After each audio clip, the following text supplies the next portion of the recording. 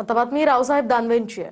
ठाकरेंच्या सेनेची राज्यामध्ये वाताहत झाली आणि ते बंगालचं पाहायला चालले आहेत। राऊतांच्या वक्तव्यानंतर रावसाहेब दानवे यांनीही हा निशाणा साधलाय। तर कार्यकर्ते सोडून चाललेत, त्यांना आवरता नाके नऊ आलेत। ठाकरेंनी आधी कार्यकर्ते सांभाळावेत अशी टीका रावसाहेब दानवेंनी केली आहे।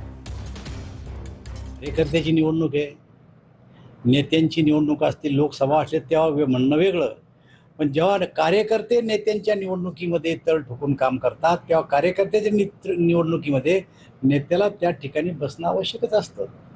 आता त्यांना काही मुद्देच सापडत नाही, दारुण पराभव झाला, त्यांचा तिकडे पक्ष बी नाही, ज्याचा पक्ष नाही त्यांनी त्याच्यावर बोलणं तरी योग्य आहे का? इथलची वाताहत झाली आणि पश्चिम बंगालचं पाहायला चालले। इथं रोज कार्यकर्ते सोडून चालले, त्यांना आवरतात नाकी नवाले त्यांच्या।